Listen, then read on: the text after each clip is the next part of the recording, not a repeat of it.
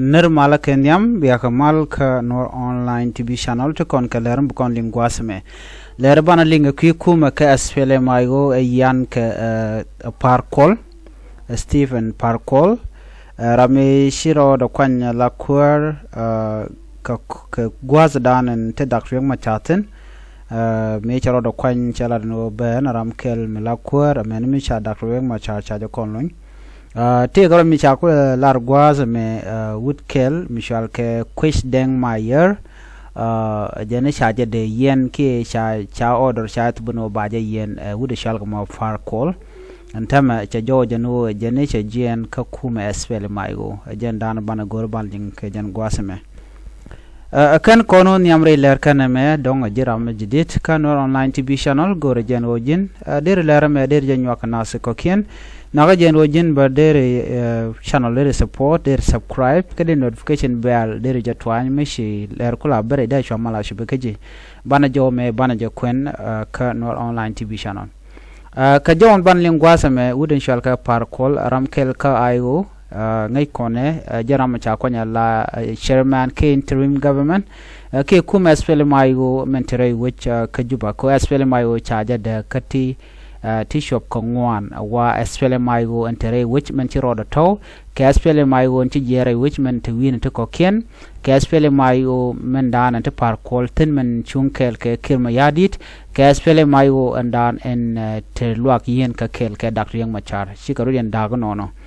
gwaye udeme me benwa ya kel udeme shwale kwesh deng mayer general speaker of South Sudan ka warab state legislative assembly kwesh deng mayer anono chelar ke jilar no nene en cha order cha tubuno de yen breakaway faction dung SPLM IO party men yan ke wudu shal ka may parkol jene shi kan order shi kan tubuno de yen ka kujemo an point da sha SPLM IO shaje look ke charo do witin charo mo chaje kwen ajane cha resign ke SPLM IO state chairperson ka jen koninten paiwa ya chawe Stephen Parkol jen jaga ko baro do woje ka SPLM IO ko jen cha security force je jogono de kana yen no la de governor mentere wujin winami da yen ka cha order mo chaje tu ko korpa de paiwa ano de yen chwa yen ka chwa wolon ka kujamo che resign ka kuma SPLM IO ka ki parkol chara jamo che jakwen an gudame parkol je Ramadan en shiro do kwanya la chairman ngai kondiale charo do kwany ka kor ka jen pai me gwase dan me sha self kema yadi che dakring machar che yen me cha Dr. Macha cha gwanya no jen agent jok Nuer wai army and wo inyenya ke kuma self-care me yadit la kuma SSPDF en gwasa mo shu par culture jogo no na me opportunity en wo cha de palwe ka kuje mo be yek chonkel ke kirme yadit chai jogo no jin goro en wo biwar gabeja gor yene je kwaru ko ba Dr. Macha ba gwada ba je kunyarada dien menta ma jena dana liepke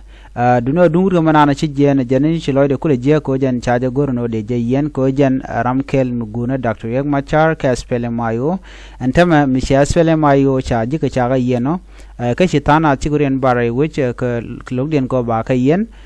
ci ne ti churen chu gujen no bi ka chonkel ka kirma yadit so en ramimo te tiakan winemi ka ran SPLM IO la kana gorno bikene yen kie ba jimo kerek so kie ba gorno jin ba bi defect jen ta dan tin sine tun wan chi do long churen chu taw amen mi cha Dr. Machar cha ja kon lun dong jen bi kuma bro kul menya ko roda ka madone